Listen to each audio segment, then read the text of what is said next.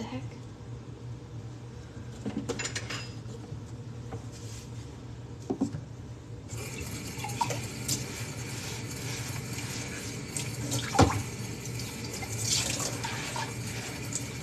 Hey Renee, why are you sad today, Snakey? Don't be sad. Or sometimes it's okay to own our sadness, actually. I'm just watching something. I'm right off camera. I'll be right on in a second. Hi, Becca. Becca, that slime is totally salvageable.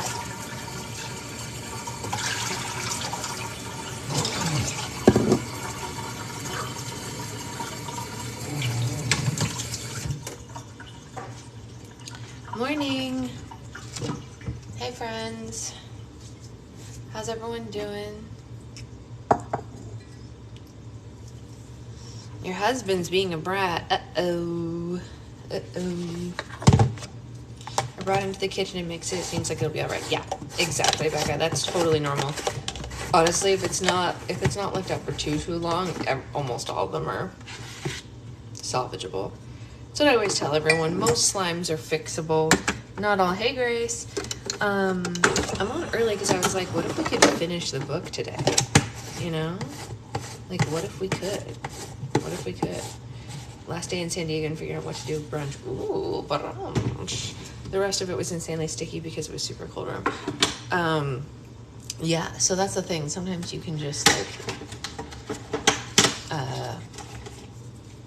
mix the sticky with the not sticky, and that's okay, you know? That is sometimes the case. Not always, but sometimes.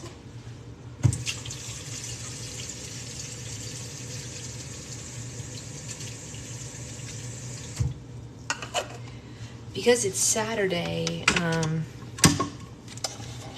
you know, what is your feeling about Elmer's Magical Liquid? My feeling about Elmer's Magical Liquid is that it's not the best, but they have improved it recently. However, my main feeling about it is that I know, based on some research done by a number of different people, Grace and her sister included, that they lied because it claims to be borax free, but if you look at the safety sheet for the ingredients, it's not.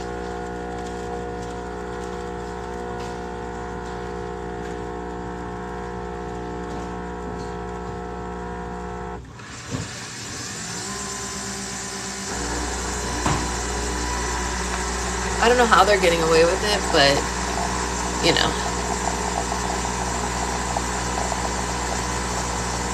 Yeah, exactly what Becca said. It's very, what product was it? Elmer's Magical Liquid. Yeah. Elmer's Magical Liquid. Yeah. Yeah. Advertises to parents as the quote-unquote safe borax-free version of Activator, but there's boric acid in it, so I don't know who they think they're fooling. I don't know how they're allowed to get away with it. It's weird to me. It's all strange. I don't really understand the legality there. I'm not a lawyer. But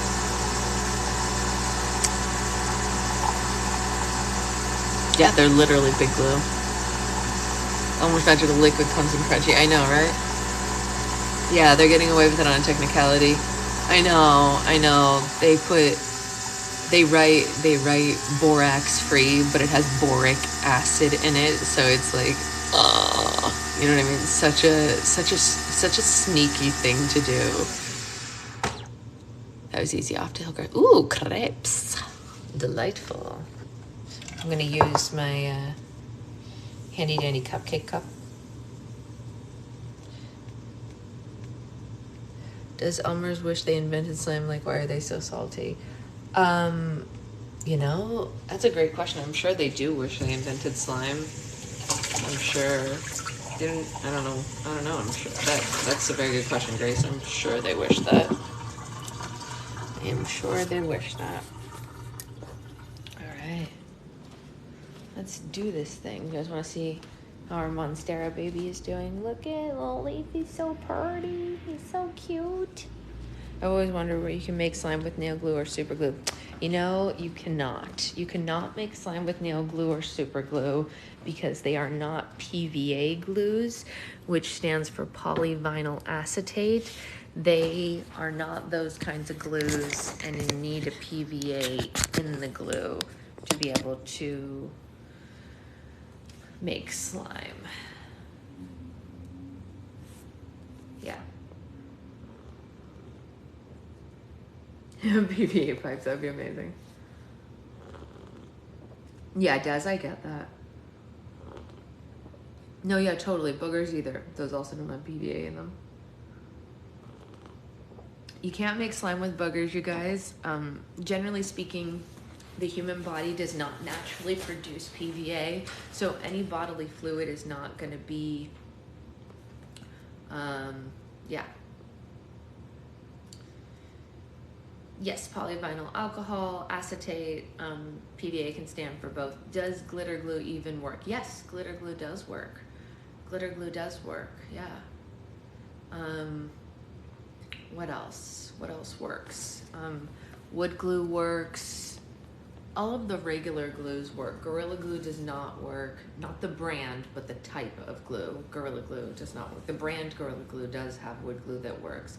My first slime was the glitter glue sticks from Dollar Tree. Really? That's so funny. Okay, Brendan is in the house. Everyone say hi, Slime Jellies. What's up?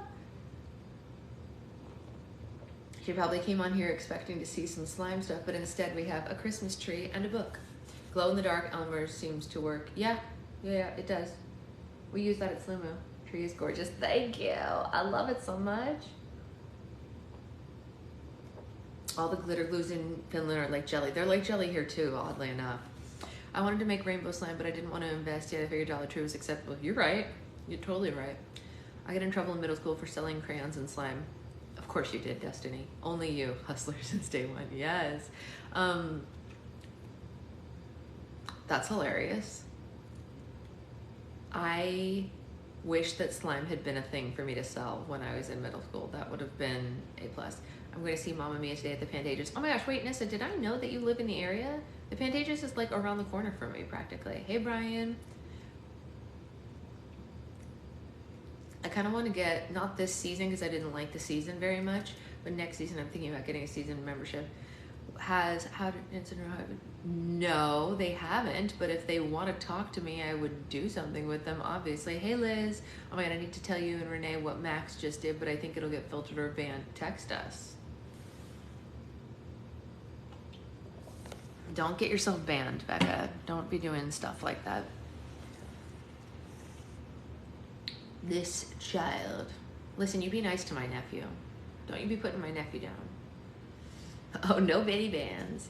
I think you knew I lived in California, but I know how close you knew. Yeah, I don't think I knew that you lived close enough to go to the Pantages, but that is very close. Pantages is real close. You guys, I have a high school reunion tonight. I'm like weirded out by it. I don't know how that's gonna go. I don't know who's gonna show up. Like, weird stuff, right? Weird. Going for my friend's birthday. This was her birthday gift, so it's exciting. That is exciting. That's very exciting. Oh my gosh, Becca, I just saw your text message. He's not allowed to do that. Damn, your 10-year reunion, don't look a day over 25. It is not my 10-year reunion, Brian, but thank you for being so kind to me. I know, right, Des? A secret boyfriend and I were talking about how I'm going to answer that question if anyone asks. What do you do these days?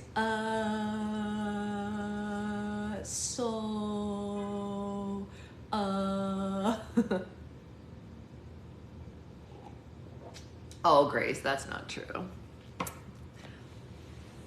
I just had the same year reunion as you. You had the same year reunion as me. Yeah, it's a big one. It's a big one. I did not go to our 10-year reunion. Yeah, I play with sticky stuff. Oh, that's funny. Yeah, I tried to like go see who all is like following the page for the reunion, but it's mostly people I don't know. You're a massively successful entrepreneur and influencer. Aw, Brian, that's a very kind way of categorizing what I do. I graduated 24 years ago. I haven't gone to a reunion though. Yeah, I thought about not going, but I think I told you guys this on a previous live. My mom and her sister have gone to all of their reunions for literally the last 50 years, and they enjoy it, and I don't want to be the person that regrets it later. So, you know, I guess if you don't know anyone, you could just be like, yeah, we can peace out for sure. But I know some people going because we're having dinner beforehand with some friends. I'm still friends with anyone. Yeah. So about 8 of us are getting together for dinner before the event. So I know those people and who's going, like my friend Marty, who many of you know because he's been on this page before. He lives in New York and he's a former performer. He and his partner are going to be there, and we're going to drinks with them first, and then the 4 of us are meeting up with some other friends for dinner after, and then we're all gonna go over to the event after that. Hey Shelly. So it's the event that I don't know, but like the thing is, there are people who I know are coming to the dinner who are not following the event page. So I feel like people are going to the event that are not following the Instagram. My high school reunion, Shelly, my high school reunion. So anyway, that's kind of like why I'm like, I don't know who else going, because like I tried to like suss out based on the event page, but that's not helping. My friend Dave, who actually would be a really fun addition to a video on this page because he is a 7th grade science teacher and a great one, is coming. And I saw he follows the page, but then our friend who put together the dinner isn't following the page, so I don't know. The joke my joke of me realizing how quickly Facebook died because my interior was like, yeah, exactly, Brian. Off topic, but your chair matches your tree. Yes, that was kind of on purpose, to be honest. We bought the chair first, but then we decided that we wanted the tree to like fit the vibe of our room. Yeah. I'm 80% sure 50% of my teachers don't want to see me again, which is fair. Yeah, also some teachers commented on the event saying that they were possibly going to come. Middle school science teachers love slime-like things. Yes, and he's one of the good teachers. You know how like some teachers are crappy, especially in middle school, not all of them are good. But this is a guy who was like the funniest guy in theater, really bombastic and engaging, and always like everyone was always standing around listening to him talk on end before classes started, and that kind of person. And he became a middle school science teacher. I was like, you know what? I know his students are listening and I know they're learning because he's just so effusive and funny and engaging, and that's perfect for 7th graders to learn science, in my opinion. So someone who was formerly like the head of the like improv group, great for 7th graders, you know? My 8th grade Spanish teacher came to our yard sale and recognized me. Oxos. I don't know if I want that.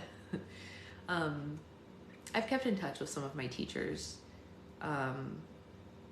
One teacher commented on one of the event page posts, and it's like, it was my 11th grade English teacher, and I guess now she does something else, but she was like, I might crash this, and they were like, you should, and I was like, we didn't like her, why are we inviting her? She was weird. She also, by the way, that teacher used to leave class in the middle of class to go hook up with the principal. No wonder she's doing something else now, right? Mm-hmm. When I worked at Slim, my middle school teacher came with the kids and she was like, Destiny? That's funny. I think because she's friends with my favorite teacher, we've kept it. That's fair. That's fair. Oh my gosh, that's amazing, Nissa. I wish that my niece was going to go to the beginning of this month was 20-year anniversary of my bat mitzvah. Do they do things like that? Yeah? What in the Grey's Anatomy? I know. We would be in class and she'd be like, okay, take this test. And then we would like start the test and she'd be like, I'll be right back. And then she would like disappear. We were all like, do you think we're dumb? Like, we know. And it just, I mean, you're not as old as I am, Shelly. And she wants to come to our reunion. And I think she might be married to the principal now based on the photos on her page, but what do I know? He's not the principal there anymore. Yeah, exactly. Yeah, literally, Brian. I was like, but if you leave the room while we're taking the test, one of the teachers at my school was Oh, that's not good. We had one of those too. We had a soccer coach who was one of those touchy people. I didn't play soccer, so it didn't affect me, thank God. But some of those girls had some interesting situations. All right. Yeah, let's read, because maybe if we start reading right now, is your boyfriend still sleeping? Maybe we can finish today. Do you guys think that we can bowl through this and finish this? I don't know. Thoughts, hopes, dreams? Do we think we can find out and then Monday we can start Brittany? Your niece goes to the same middle school? That's amazing. All right, let's try. Let's see what we can get through. We're on chapter 28, which, in case anyone didn't know, is my favorite number. Make your kids go away. Why don't, instead of making them go away, why don't we invite them to come sit with us, since this is a kid-friendly book and they're allowed to participate in this book? Yeah, right? Seriously, Brian, seriously. Hey, tiny humans who belong to Becca, do you want to come sit and... I mean, I think a lot of people did at ours too, right? Because they have all the energy. Yeah, but maybe they can act out the show. Okay, tiny humans who belong to Becca, why don't you put on a performance of everything that I say is happening as it's happening? So you have to do whatever the characters are doing. Everybody, Brian will not stop. Brian doesn't need to stop talking. That's not a problem. So whatever, you have to pick a character and you have to be that character and perform it for your mom. So this becomes PG. Oh, I mean, they can't read, Brian. They can't read. They're so little. They literally can't read. Don't even stress. They're so small. Yeah, don't worry about it. Becca's kids are tiny. They can't see what you're saying. They can hear me, but they can't see you. All right. Chapter 28. The unexpected. Does, I love you, does Zoe call Catherine Catherine? She has once or twice, but mostly no. She calls her mommy. Children will listen. It's true. All right. The unexpected goodbye. Alex barely slept for 2 weeks as she was trapped in the world of King Arthur. Each day she was separated from her brother, her friends, and the fairy tale world, the more she worried about them. The few hours she managed to doze off were only filled with nightmares of the same worries. She couldn't get the image of the innocent people screaming and running for their lives as the flying Jolly Roger destroyed their home out of her mind.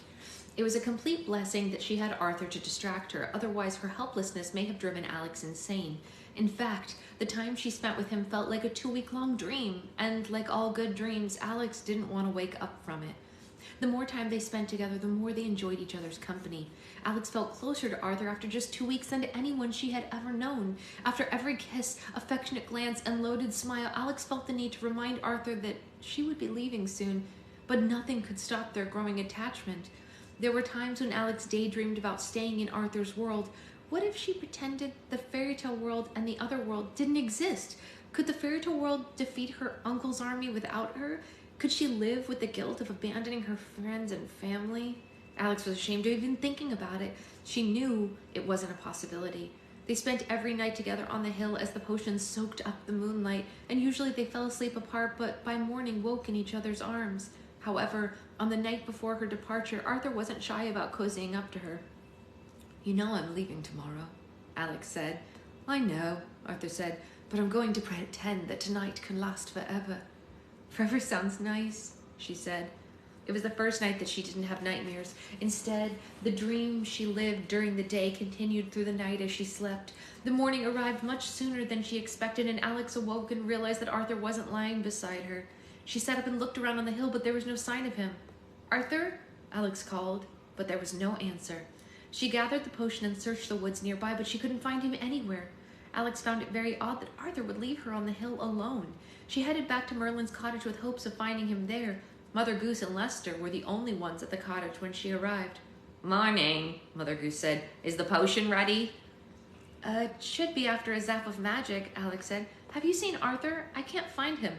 "Yeah, Merlin took him into the woods for an early lesson," she said. "But I'm glad I caught you alone. I gotta tell you something." Mother Goose had a seat at the table and gestured for Alex to sit with her. Whatever it was, it must have been serious. "What's wrong?" Alex asked. Mother Goose took a deep breath and then let it out. "I'm not going back to the fairy tale world with you," she said. "I'm going to stay in this world with Merlin." This was the last thing that Alex had expected to hear. She was practically whiplashed by the news. "What?" Alex said. "Mother Goose, you can't stay here." I've got to follow my heart on this one, kiddo, Mother Goose said. It's taken me centuries to find the place that I belong. It's not the other world. It's not a fairy tale world. It's not the giant's castle. It's right here with Merlin. I think this is very impulsive, Alex said. I know you've been lonely since my grandmother died, but you shouldn't uproot another dimension to be with someone you met just 2 weeks ago. Mother Goose chuckled. You know what's funny? That's the exact answer I was expecting you to give if you wanted me to stay. That's the exact answer I was expecting to give you if you wanted to stay here with Arthur. I was prepared a long list of reasons why it would be a bad idea. You can't stay. People are depending on you at home. You have your whole life ahead of you. And then I realized none of those things apply to me. So why wasn't I staying? That isn't true, Alex said. My brother and I both need you. We need your help to stop our uncle's army. Yeah, having an old lady tagging along isn't gonna help, Mother Goose said. I'm good for a wisecrack every now and then, but I can't defeat your uncle or his army. Only you and your brother can do that. The minute you need me, I'll be there in a flash. Are you sure this is what you want? Alex asked. You were just telling me that you wanted a new adventure. This sounds like you're settling down. Merlin is my next adventure, she said. I've never known someone who makes me just excited to wake up in the morning. I don't look at the world and feel useless anymore because I know I mean the world to him. He's lived as long as I have, made just as many mistakes as I have, and he still has all his original teeth. I'm never gonna find another man like him. I probably sound like an old loon, but one day you'll understand. When you meet the person you're meant to be with, everything changes. You don't feel like fighting anymore. You don't feel like you're alone. Everything she described is exactly how Alex felt about Arthur. Alex didn't have to wait until she was older to understand. She would have given anything to have the option of staying. As difficult as it would be to live without her, she could see in Mother Goose's eyes that she had finally found contentment. Any reason Alex had to argue with her decision was purely selfish. What about Lester? Alex asked. I want you to take him, Mother Goose said. I love him like he hatched from an egg I laid myself, but I drive this man crazy. I already talked to him and he's agreed it's for the best. You'll be really good for each other. I can't say I'm happy about this, Alex said, but I am happy for you. Thanks, kiddo, Mother Goose said. I'm happy too, very happy. Alex held her hand and smiled. Merlin entered the cottage and kissed Mother Goose on the cheek, but he was alone. Good morning, ladies, he said. Where's Arthur? Alex asked. Merlin had a seat and let out a heavy sigh. Arthur asked me to send you his best wishes, but he won't be joining us this morning. He said saying goodbye would be just too difficult. Oh, Alex said quietly. It broke her heart a little knowing that she wouldn't get a proper goodbye, but she couldn't blame him. Well, in that case, I should just finish the potion and go home. Alex placed the potion in the center of the table. She pointed to it and a bright flash of light shot out of the tip of her finger and into the cauldron. The potion bubbled for a few moments and turned blue, the same shade as the bottle her uncle had stolen. The portal potion was finally finished. Here, put the potion in this, Mother Goose said and handed Alex a flask she kept in her bonnet. It'll be something to remember me by. Alex carefully transferred the potion into the flask. She put the page from The Wonderful Wizard of Oz on the floor and poured 3 drops of the potion onto it. The page lit up like a spotlight and a beam of light shined towards the ceiling. Alex gave Merlin and Mother Goose a hug goodbye. It was difficult letting go. This is it, Alex said. Oz, here I come. She edged toward the beam, but stopped just before she took a step inside. She was paralyzed. What's wrong, Alex? Mother Goose asked. Is there something wrong with the potion? No, there's something wrong with me, Alex said. I can't leave without saying goodbye to Arthur. I've got to go find him. Before Mother Goose or Merlin could respond, Alex dashed out of the cottage and headed into the woods. As if her heart were a magnet pulling her to his, she ran through the trees, knowing exactly where to find him. She stepped into the clearing that he took her to the day that they met alone, and Alex found Arthur sitting alone by his sword. Arthur was shocked to see her. He expected that she would be gone by now, but his face lit up when he saw her, and they stared at each other in silence while Alex caught her breath. "You're still here," Arthur said. "Did you really think that I was going to leave without saying goodbye?" Alex said. Arthur shrugged. "I was hoping if I didn't say it, it wouldn't be true." "I wish it weren't," Alex said. "Believe me." Arthur got to his feet and stood as close to her as he could without touching. "Let me go with you," he said desperately. "Arthur, you know I can't," Alex said. "We both have our separate destinies to live. The people of this country need you, and I'm not your future. England is." "Well, if you believe that, then why did you find me here?" Arthur asked. "Why not just leave and forget about me?" "I couldn't leave without seeing your face again," Arthur smiled. "Because you know in your heart that we belong together." "No, because I know in my heart that you're meant to be king and I will only distract you," she said. "If you won't say goodbye, then I will. I don't want you spending your life waiting for me to return. You're meant to do great things and I won't keep you from them." "I don't think I am," he said quietly. "I'll be worthless without you." "But you won't be without me," Alex said. "I'll be reading every page of your story and I'll be with you every step of the way. When you pull the sword from the stone, when you establish Camelot, when you create the Round Table, when you search for the Holy Grail, I'll be there and I'll know you're doing it all for me." "But what if we were all in your story?" Arthur asked. "Perhaps this is all just a chapter in a book about you. Perhaps someone is reading it right now in a world far away and they know you're making a mistake. You said yourself that there are versions of me, so let this version be with you. Let another author somewhere else fulfill the legend." "But I'll always feel like I'm doing something wrong," Alex said. "Maybe after you've completed your story and I've completed mine, we can have a happy ending, but that's several chapters ahead of us. Goodbye, Arthur. I will always treasure our time together." And Alex turned away from him, but he quickly grabbed her hand. "I know I'm more than just a story to you," Arthur said, "and I have proof. The lock and key I gave you for the potion was from my door. It wouldn't work unless you cared about me." Alex didn't know what to say, so she said nothing. She pulled her hand out of his and left the clearing. As Alex walked away, she realized leaving Arthur was the hardest thing she would ever have to do. It was worse than defeating the Enchantress, battling the Grand Armée, and chasing her uncle through literary dimensions. This time, Alex was fighting her heart. Connor's final days in Nottingham were utterly exhausting. He and the merry men, with the help of the Tin Woodsman and Peter, searched every corner of Sherwood Forest for some magical capability. Their candidates were scarce, and very much like the Witch of Papelnick, they all proved to be misunderstood or just frauds. After they searched for 2 long weeks, the portal potion had soaked up all the moonlight it required. It just needed one final ingredient to be complete. Everything depended on Connor now. Only he could successfully activate the potion by accessing the magic within himself. He just wished he knew how to do it. Little John and Peter broke the potion down from the treetops and set it in the middle of the camp.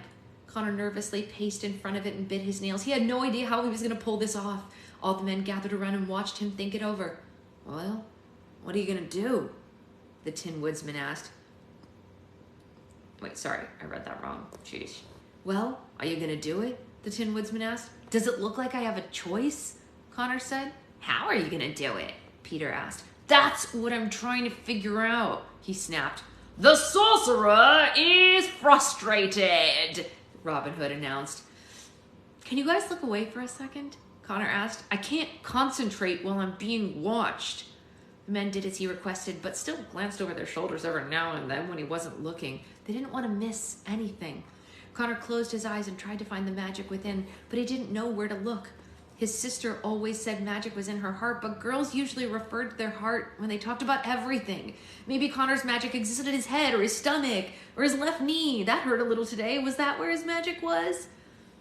What was magic supposed to feel like anyway? Was it a physical or an emotional sensation? Was it like a parasite crawling inside of him or a sadness that crept up whenever he saw a dog die in a movie? Everything always came easily to Alex, and magic was no exception. He wished it were like telling a joke or writing a story. Those were things that Connor was good at. Wait, maybe that's it, he said to himself. Maybe magic is different for everyone. Maybe it's what you want it to be. I mean, it is magic after all. Connor tried summoning his magic like he summoned his creativity. He started it in his imagination, not his heart. He visualized magic as an idea for a new story. He let it excite him, inspire him, and flow through his body until it was ready to be expressed. Okay, here goes nothing, he said. I apologize if this ends horribly. The merry men, the Tin Woodsman, Peter, and all the people around him braced themselves as Connor took a deep breath and pointed his finger at the potion. Dun, dun, dun. Okay, that segment about Arthur and Alex is heartbreaking. Heartbreaking.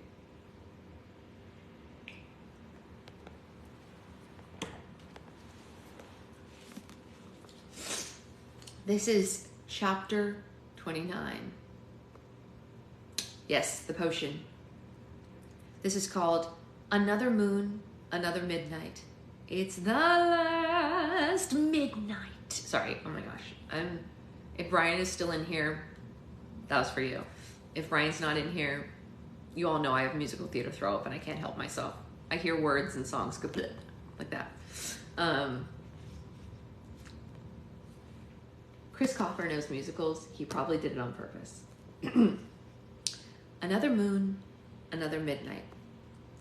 Another full moon shined on the dwarf forests, and at midnight, the witches of the fairy tale world assembled at Dead Man's Creek on the wreckage of their former headquarters. Gargolia led the gathering from the tallest pile of debris. The gods have smiled upon us, sisters, Gargolia preached. When we last met, we feared a witch hunt was in our future, but that fear can now be put to rest. Recently, great forces have descended through the kingdoms, stripping power from the hands of man and the fairies. Those who would have hunted us are now being hunted themselves. Rat Mary was among the small group who hadn't heard the news. What kind of voices do you speak of? The witches throughout the crowd were eager to share what they witnessed. I saw a fleet of soldiers attack the Eastern Kingdom, Serpentina hissed. They were tall and square, bore numbers as symbols on their armor. The Corner Kingdom was pillaged by a flock of winged monkeys, Tarchulina said. An army of men and women in yellow armor charged into the kingdom, Tarchulina announced. Crows, wolves, and bees have taken over the elf empire, Arborist said, and I've heard rumors of a flying ship that's holding the northern kingdom hostage. Don't you see, sisters? It is the dawning of a new era, Gorgolina said. We have nothing to fear anymore. The age of man and fairies is over. The witches cheered, cackled, growled, and hissed in celebration. But their rejoicing was cut short. If you believe that, then you're all fools, a voice said from the forest. The witches looked around the woods, but they didn't see who it came from. Look! The water's changing, Rat Mary said and pointed to the creek. The creek's current started flowing in the opposite direction, and Marina drifted in on a boat, magically steering itself. Once the boat was docked, Marina stepped out and joined the gathering. None of the witches had seen her in a long while, and they were instantly intimidated by her presence. The witches parted ways as she climbed onto the pile of wreckage where Gargolina was standing. A large bag containing a small body levitated out of the boat and floated behind her as she went. The witches couldn't tell if the body was unconscious or dead. Why are you here, Marina? Gargolina said with a scathing look. You haven't been to a gathering in years. I've never been impressed with the leadership, Marina said. Speaking of which, I think it's time for a change, and I believe I'm the witch for the job. Gargolina was outraged. The other witches could tell things were about to get ugly. How dare you! Gargolina yelled. I've faithfully led this congregation for years. I will not step aside, especially to the likes of you. No one asked you about anything, Marina said. She raised a hand toward Gargalina, and the witch suddenly went stiff as a board. Her stone skin cracked and chipped away until Gargalina crumbled into nothing but a pile of rocks on the ground. The witches screamed and gasped in horror. It was the quickest way for Marina to gain the gathering's attention and respect. The enemy of our enemy is not always our friend, Marina told the witches. These forces that have entered our world are led by the masked man, the same man you all rejected during your last gathering. Now he's recruited an unstoppable army without your help, and he will not forget the way that you discarded him. He is ruthless, and he can hold a grudge for decades. Once he's wiped the kingdoms clean of the royal families and the fairies, it will be our extinction he calls for next, and none of us will survive it. The witches looked around nervously at one another. The only thing they were more afraid of than Morena was what she predicted. "Now, what can we do? Go into hiding?" Torquilina asked. Morena shook her head. "The answer is not to cower, but to relocate. I'm tired of being a secondary race forced to live from shadow to shadow while others who outnumber us and dictate us limit our way of life. It's time to move to a place where we can be the supreme species. It's time for our kind to travel to the other world." "The other world?" Mary asked. But that's just a legend." "No, my sisters," Morena said. "The other world is very real. I have just returned from it, and I saw it with my own eyes. There are plenty of places for us to prosper, billions of people to rule over, and no one to stop us."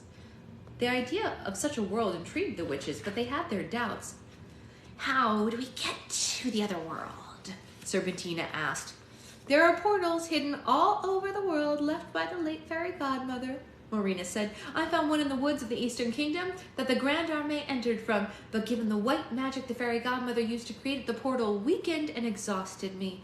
I doubt many of you would survive it, but do not fear, for an easier route is coming.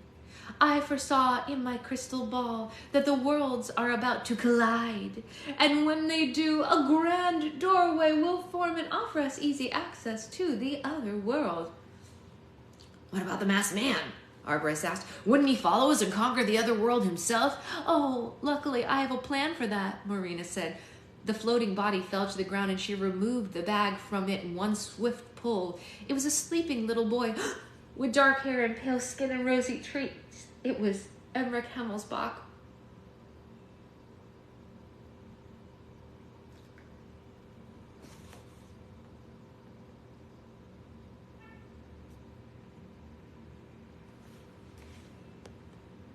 "Behold, the masked man's son," Marina boasted. "Years ago, this child was hidden from his father before he even knew of the boy's existence. If the masked man or his army should ever pose a threat to us, the child will be the perfect leverage to keep him at bay. Our salvation is upon us." Before the witches had a chance to question her further, the air was filled with a sudden chill from coming from the north and a salty breeze from the south. It caught them off guard, and they searched the trees for a sign of what was causing it. The witches watched in amazement as the strong frost traveled down the creek from the north and froze the water as it blew in. From the south, a strong tidal wave of murky ocean water flowed up the creek and flooded the bank. The frost and the wave met directly where the tavern used to stand. From the north, 2 enormous polar bears pulled an ice sleigh down the frozen creek. They transported a tall woman with frostbitten skin. She wore a large, fluffy white coat and a snowflake crown, and cloth wrapped around her eyes. From the south, 4 fins skimmed the creek's surface. A school of sharks swam through the water. An elaborate sled made of several types of coral surfaced behind the sharks. The creatures aboard had scaly turquoise skin and seaweed hair. It had 6 legs and large claws, like the bottom half of the creature was a crustacean. The legendary Snow Queen and the infamous Sea Witch had arrived in style. The witches were in shock to see them in person.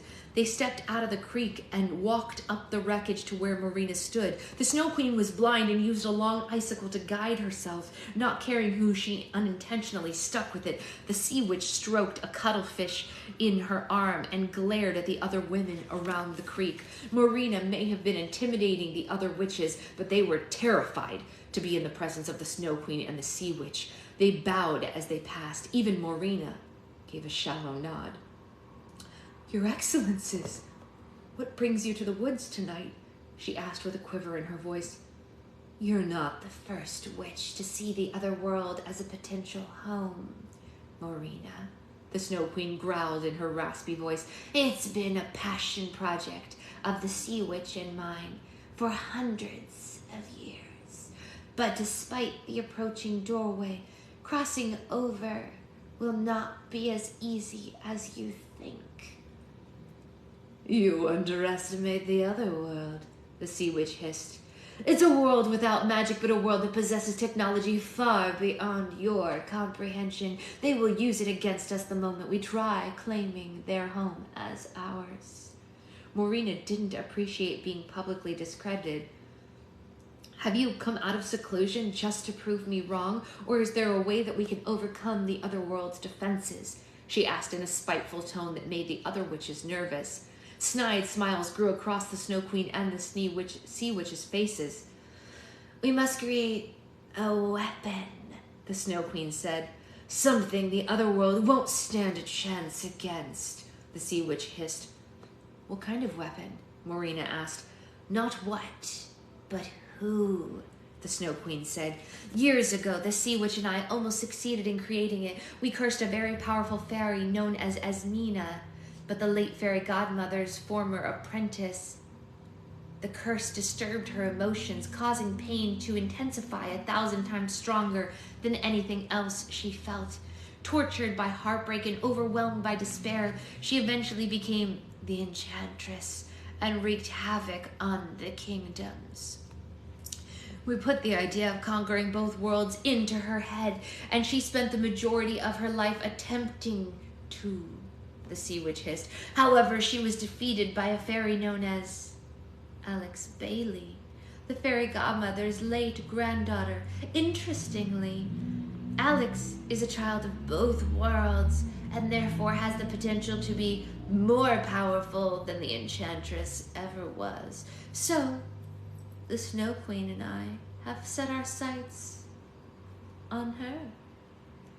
We put the same curse we cast on Asmina on Alex, the Snow Queen said. We watched it take hold of her just as it did Asmina. The young fairy searched the kingdoms for the masked man, consumed by anger and lost control of her powers. We were right. She is much more powerful than Asmina, perhaps more powerful than any fairy who has ever lived. But with the power comes great strength, and the curse eventually faded. If she's too powerful for the curse, then how are we supposed to vanquish the other world? Morena asked. The Snow Queen and the Sea Witch turned away from Morena and faced all the witches at the gathering. The more witches who participate, the more powerful the curse becomes, the Sea Witch said. By combining our magic, we can cast a curse on Alex Bailey so powerful she'll never recover from it. Together, we can transform the young fairy into the ultimate weapon, the Snow Queen said. She'll destroy the defenses of her former home, and the other world will be ours. What? What? What?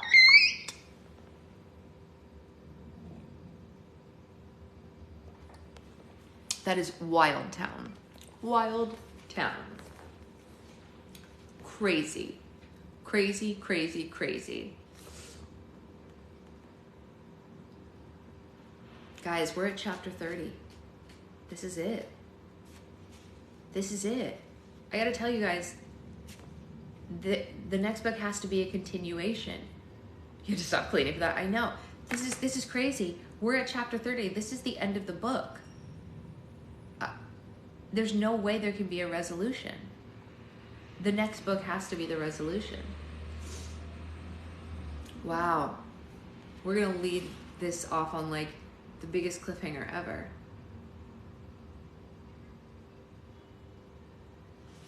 Wow. I know. This is called Chapter 30, A World at Stake. All right. The words from the loose page spun through the air and created the world of the wonderful Wizard of Oz and around Alex and Lester. She saw the words Emerald City fly into the distance, and before the city was even fully formed, Alex hopped onto Lester's back and they flew into the west, all the while praying that her friends would still be at the witch's castle. The words continued to construct the Winky country below them as they headed to the Wicked Witch of the West's castle. Alex and Lester circled the castle as it was generated from the ground up. They landed on the balcony just outside the throne room, and Alex blasted the glass doors open with a bright flash. "Goldilocks? Jack? Bluebow?" Alex called, but all she heard were the echoes of her own voice. The throne room was completely deserted, and Alex's anxiety rose, and she feared the worst. What if her uncle traveled back through the stories and separated her friends too? They may never find them, and without a book to travel home through, Alex might be stuck in the world of Oz for a very long time. A soft breeze blew from the empty room behind her. She turned around and saw a bright golden piece of paper appear out of thin air. The paper landed on the ground, and a bright beam of light shined out of it. 7 silhouettes of all shapes and sizes stepped out of the beam, like silhouettes vibrating like a static on a broken television, like the words of a recently entered story. The figures slowly gained color and texture until Alex recognized one of them. "Connor!" Alex screamed. "Alex!" Connor yelled. The twins were overjoyed to see one another. Alex ran across the throne room and leaped into his arms. They shared a massive hug until Connor couldn't hold her up any longer. "I was afraid that I would never see you again," Alex said. She recognized the other silhouettes as they became solid. "Mr. Woodsman, Peter, I'm so glad that you're all right. Wait, who are they?" Connor was just as surprised to see the merry men had traveled into the castle behind him. "Guys, what are you doing here?" he asked. "We could not let our sorcerer travel into a strange world without protection," Robin Hood said. "The merry men will stand by your side until the end." "Oh, whatever," Connor sighed. He didn't have the patience to argue. "Alex, let me introduce you to Robin Hood and the merry men of Sherwood Forest." Alex couldn't believe the historic outlaws were standing in front of her. She was a little starstruck. "The Robin Hood?" she asked. "Oh my goodness, it's so nice to meet you. I've read all about you." "The pleasure is all mine, my lady," Robin Hood said and kissed her hand. "Any sister of the sorcerer is a sister of mine." "He is so loud," Alex whispered to her brother. "Why does he call you sorcerer?" "It is such a long story, but I convinced them that I'm a sorcerer," Connor said. "They aren't the only ones he convinced," the Tin Woodsman said with a grin. "You should be very proud of your brother, Alex. He activated the portal potion all by himself." "You did?" Alex said with an excited smile. "Connor, that's incredible. I've always told you there was magic somewhere inside you." Connor shrugged bashfully. It wasn't that big of a deal. The hardest part was figuring out how to channel it. It's like, whatever. Peter animatedly flew into the air. "You should have seen it, Alex. First, Connor pointed at the potion, and then boom, a spark blasted out of his finger, and then the potion was like, whoosh, ready when you are, Captain. And then we poured it over the page, and like, bam, there was light." Alex was so proud of her brother, she almost burst with pride. "As soon as I found the page, I knew you'd find yours and create a potion too." I love that in this version, Robin Hood is freaking obnoxious. He is freaking obnoxious. He's so obnoxious. I love how all the characters are. They're amazing. "Great minds think alike, I guess," Connor said. "Well, I spent 2 weeks in Nottingham. Where did our jerk of an uncle send you guys?" "He sent us into King Arthur," Alex said. "Connor, I met Merlin and Arthur, and they helped me create the potion." "No way," Connor said. But after his trip, he didn't know why he was so surprised. "Where's Mother Goose?" There was no way that Alex could gently break the news to him, so she just came right out and said it. She decided to stay with Merlin. They sort of had a thing." Connor looked back and forth between Alex and Lester in disbelief. Lester nodded, confirming it for him. "Whoa, I didn't see that one coming," Connor said. "So, she's gone for good?" "I can fill you in on the details later," Alex said, "but right now we've got to find Goldilocks and Jack. I don't think they're in the castle anymore." "Alex, we've been gone for 2 weeks," he said. "I bet they traveled back to the fairy tale world. Let's find the book." They searched the throne room, and Connor found the copy of The Wonderful Wizard of Oz placed neatly on the throne. They They must have left this here in case we came back. Our uncle would have destroyed it like the books he sent us into. Well, there's only one way to find out, Alex said. The twins opened the book together and a strong beam of light emitted from it. The others gathered around them. Be careful, guys, Connor said. There's no way of telling what might be waiting on the other side of this. One by one, the twins, the merry men, Lester, the Tin Woodsman, and Peter stepped into the beam of light, and as they traveled back into the fairy tale world, Oz was stripped away word by word, description by description. The witch's castle peeled away, and a cave was uncovered, the same cave that their journey started from. They heard several voices before they saw anyone. As the cave was revealed, the twins could see it was much more occupied than they had left it. Jack and Goldilocks were sitting on one side of the cave with Bluebow perched on Jack's shoulder. The Lost Boys played with the rocks in the back of the cave while Red cradled an infant. She looked terrible and stared off into space. It was late, and the twins noticed campfires just outside the entrance of the cave. They saw the soldiers from the Northern Kingdom and the Charming Kingdom sitting around them. Sir Grant and Sir Lambton were among them, each face longer than the next, and they were all badly banged up. Hagetta tended to the soldiers, setting their injuries ablaze with the flame of her healing fire. The cave was filled with so much despair that it could have been cut with a knife. Everyone looked as if they had been through their own version of hell. Finally, the twins and the others became visible to the people in the cave, officially returning from Oz. Everyone was ecstatic to see them, as if they had come back from the dead. Their friends and the soldiers got to their feet and ran to greet them. Alex, Connor, I am so glad you're alive, Goldilocks said as she embraced the twins. Her eyes were filled with tears, but Goldilocks wasn't hormonal. She was genuinely relieved. Upon first glance, the merry men's knee-jerk reaction was to reach for... Upon first glance at the soldiers, the merry men's knee-jerk reaction was to reach for their weapon. Don't worry, guys, Connor said. We're all friends in this cave. Peter! The Lost Boys cheered and jumped up and down when they saw him. Peter flew across the cave and let them form a ceremonious dog pile on top of him. Wait, where's Slightly? Peter asked. The Lost Boys all pointed to the infant in Red's arms and filled him in on what had happened. Red was the only one who didn't greet the twins. She stayed seated and continued staring off. It was like she was in a trance. What happened to Red? Connor asked. She tried rescuing Froggy from Morena and discovered the witch had imprisoned him in a magic mirror, Goldilocks said. The twins gasped and covered their mouths. Yeah, unfortunately, that is the least of our worries, Jack said. Your uncle and the army have arrived. Yeah, that's what we were afraid of, Connor said. Jack, tell us everything you know, Alex said. Jack told the twins how he and Goldilocks returned to the fairy tale world after a week of waiting for them in the castle. Around the same time, their uncle entered the world and began attacking the kingdoms. From what they knew, the army split up and each kingdom was attacked at the same time. We never saw it coming, Sir Grant called. An enormous ship flew down from the clouds in the middle of the night and opened fire on the palace. There was barely anything left after the cannon stopped. Pirates kidnapped King Chandler and Snow White. The Charming Kingdom was stormed by an army of men and women in yellow armor, Sir Lambton said. Winkies, the Tin Woodsman said fearfully. Heaven knows what they did with the royal family, Lambton said. My men and I barely made it out of the kingdom alive.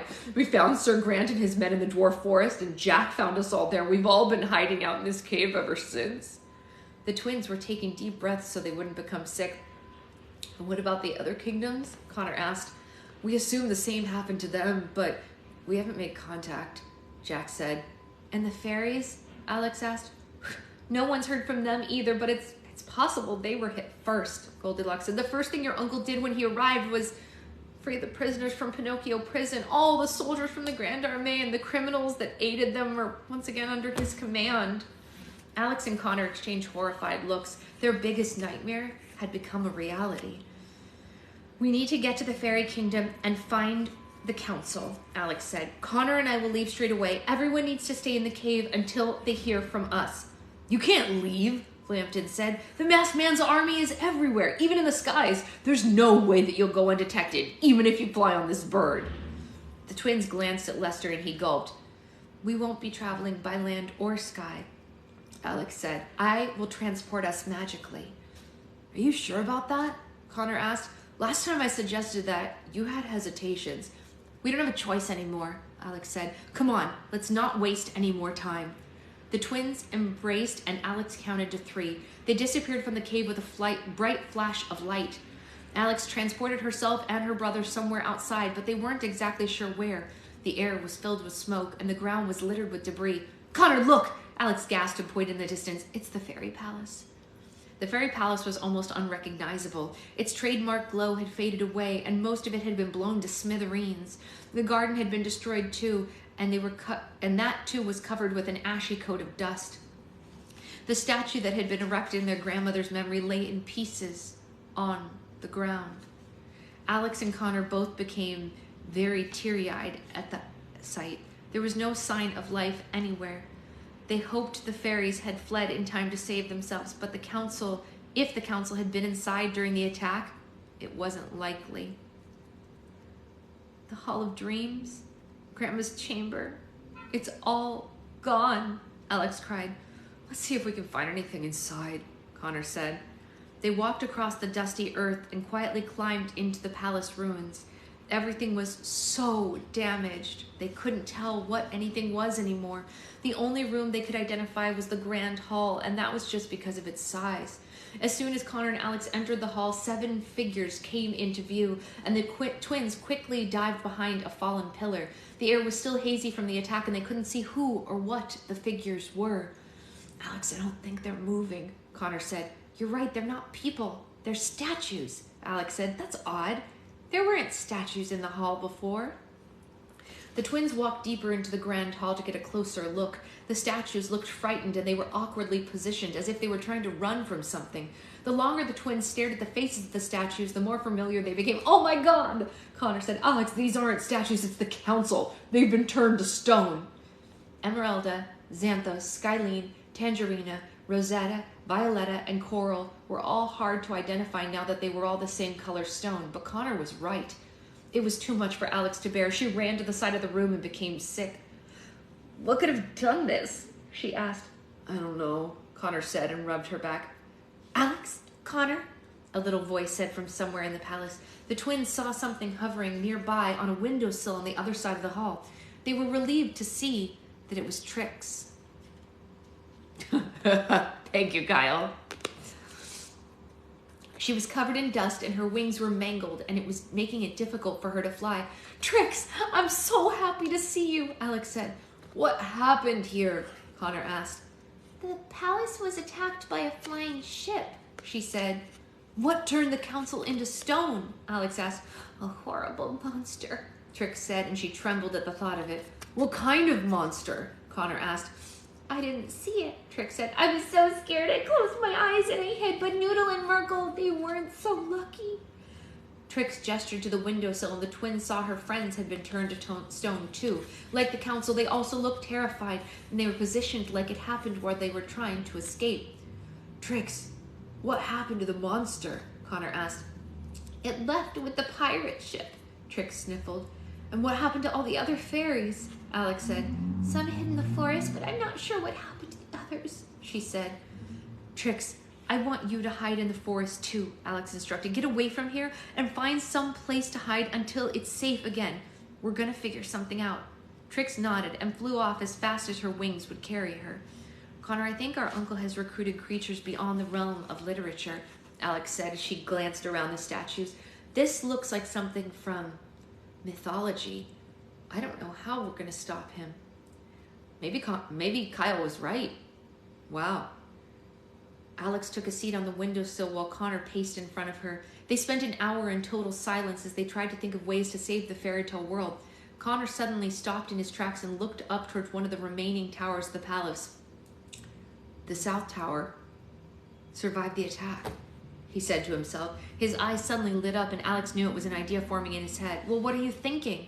she asked. "I know how we could stop him," he said excitedly. "How?" "By forming an army of our own," Connor said. "Come on, follow me." Before she could question him further, Connor raced through the wreckage of the palace and found the stairs leading to the South Tower. He sprinted up the steps and Alex chased after him. They entered a circular room at the top of the tower, and it was covered in dust, cobwebs, and an empty archway stood in the middle of the room. Connor searched the walls with his hands, feeling for something. "How are we supposed to form an army?" Alex asked. exactly how our uncle did. He said, we'll travel into stories and recruit characters that can help us, and I know exactly which ones as well. Do you still have the portal potion? Alex retrieved the flask she had tucked into her waistband. Yes, but great, Connor said. We have to make a stop in the other world first. I just need to... Oh, I found it. He pulled a lever on the side of the wall and a blue curtain magically appeared in the archway. Alex could see a world of light behind it. The world she saw every time she traveled between the fairy tale world and the other world. Yes, Connor said. The portal still works. Let's go. I am confused. Why do we have to travel into the other world? Alex said. Because that's where the stories are, he said. Which stories are you talking about? Connor paused just as he was about to step through the curtain. Mine.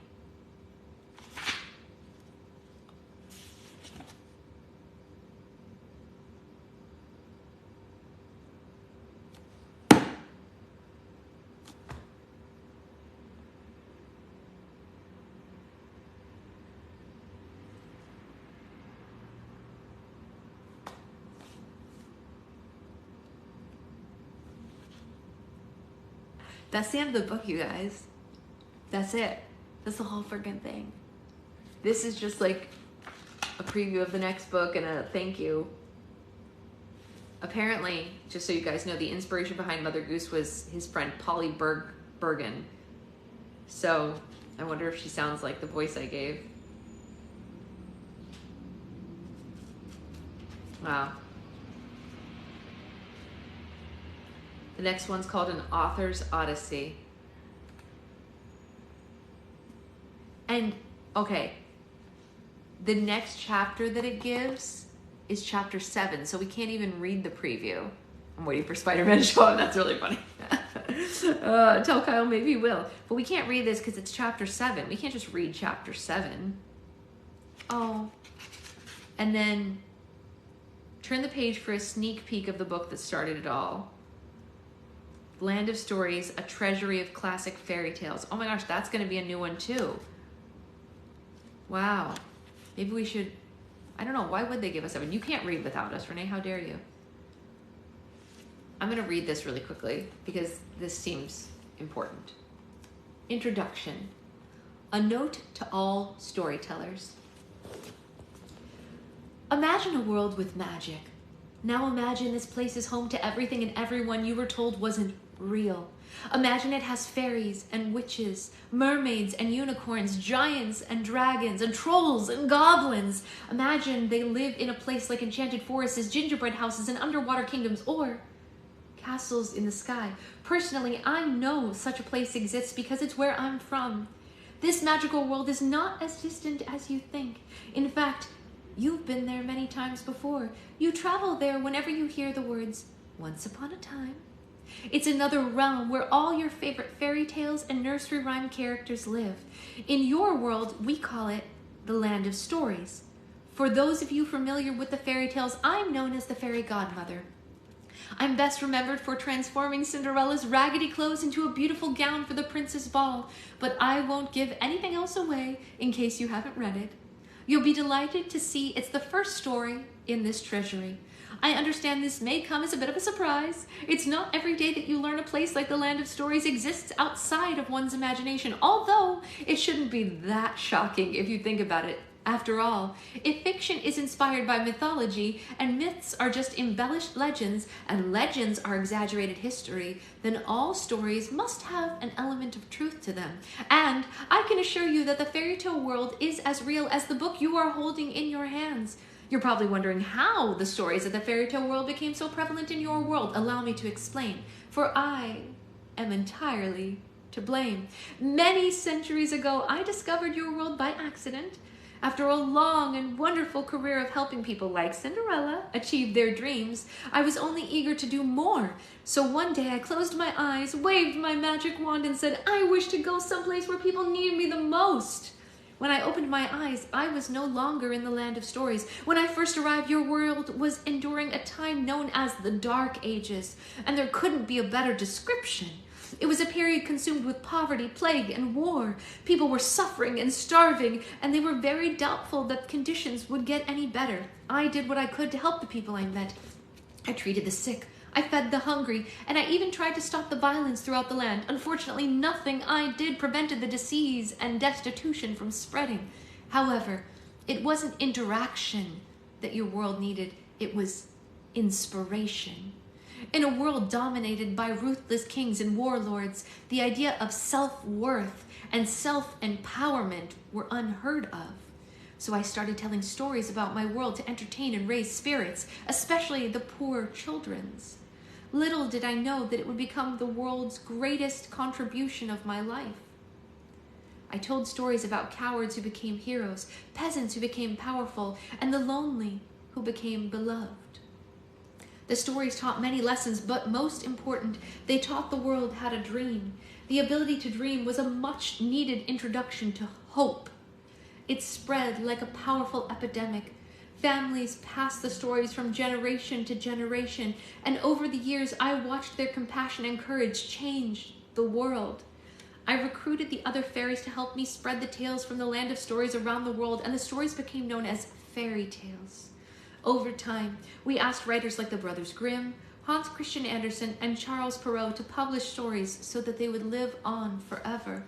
During that time, I realized how important storytelling is. While philosophy and science help enhance our mind and body, storytelling stimulates our spirit. It broadens our imagination, teaches us valuable lessons, and shows us that things are not always as they seem, and encourage us to reach our greatest potential. With that said, I have a favor to ask of anyone reading this. Become a storyteller. Read to others the fairy tales in this book. Read them the stories from another book. If you can, create your own stories to share. And when you pass along the art of storytelling to your family and friends, you make the world a better place. By inspiring someone, you stimulate that person's creativity.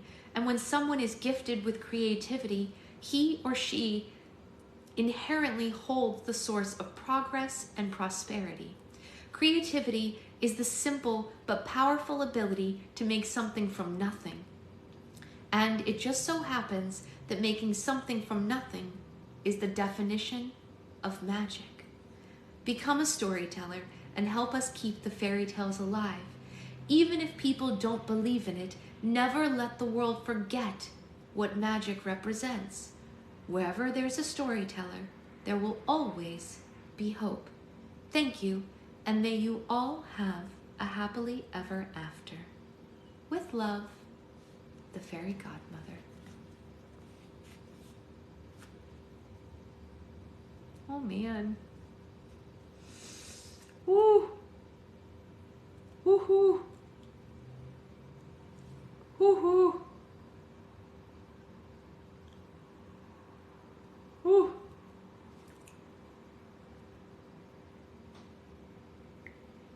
Yikes! Woohoo! He got me. He got me. Whew. Whew, he got me.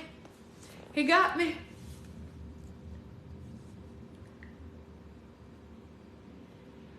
My eyes are leaking, you guys. My eyes are leaking.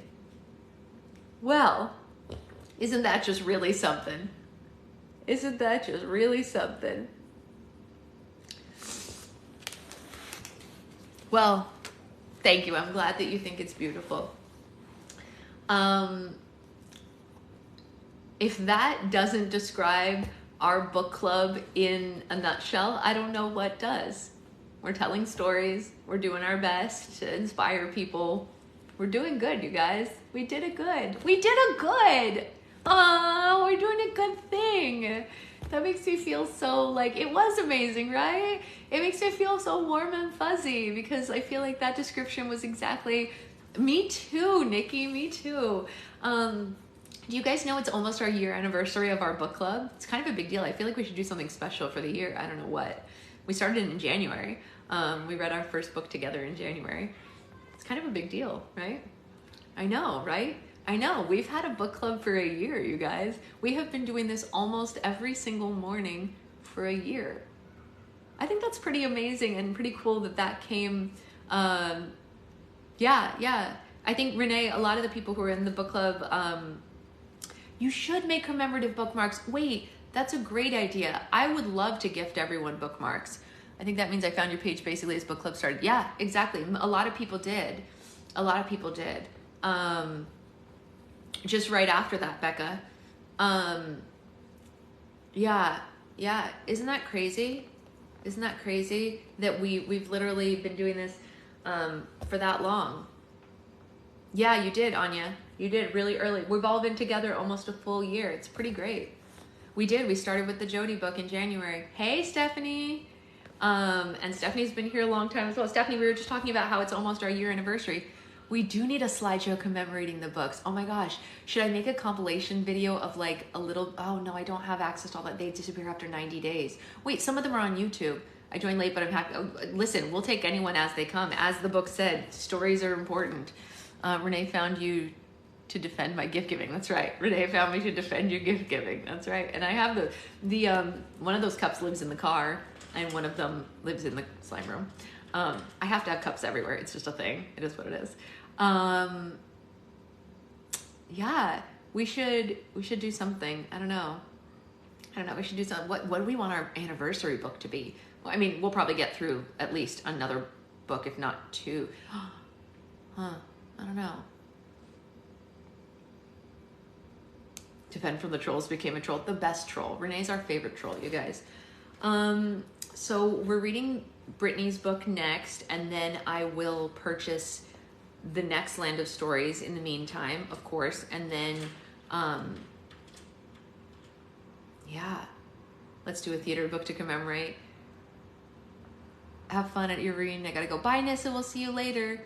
Hal Prince's autobiography. Oh man, that's an intense one. I'll have to think. We need something. We need something really, really, really good, really inspiring. I don't know. Can we read a Rent book or something about someone who likes it?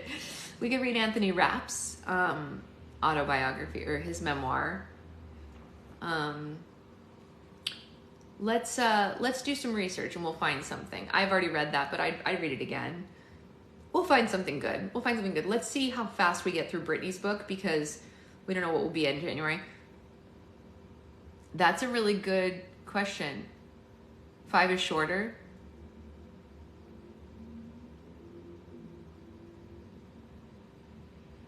We just reached Hillcrest, a good time. Oh, perfect. All right.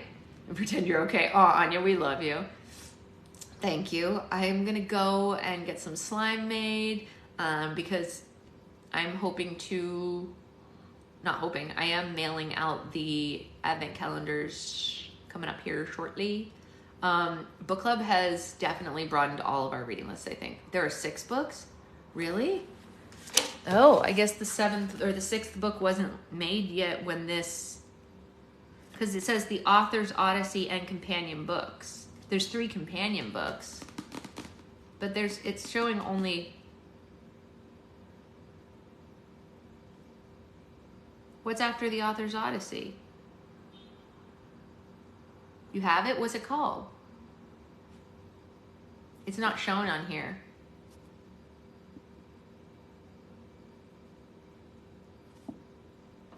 Such a great book. Worlds Collide. Oh, wow. Wow. All right. Well, we'll see. Anyway, Book Club has been one of the greatest things. I'm so glad that we started it. We love you too, Anya. We love you too. I'm so glad we started it. I'm so glad we've managed to maintain it. There are very few things that can be maintained for a year. You know what I mean? Like, I don't know of a lot of things like this that go on for that long, especially when everyone has such different schedules and such different lives and things like that. So the fact that we have had this book club going and that we're all like still here talking about books a year later, I think is pretty amazing. Obviously we're just a month shy of our anniversary right now, but it's still pretty cool. Off to Play with Birds. Have an amazing day. You too. Budgies, 21 budgies. What are budgies? Aw, thank you, Becca. Yes, same, Renee. I think that's true for a lot of people. I think you're You're preaching to the choir. If anyone has noticed that they're tiny parrots, if anyone's noticed that they're not getting notifications for my lives, TikTok has been doing a clean out recently. So if you can turn off notifications and turn them back on, that might help. I don't know. We shall see. But anyway, I'm off to Slime Land, and I'll see you all Monday for Britney Spears. Bye guys, love you.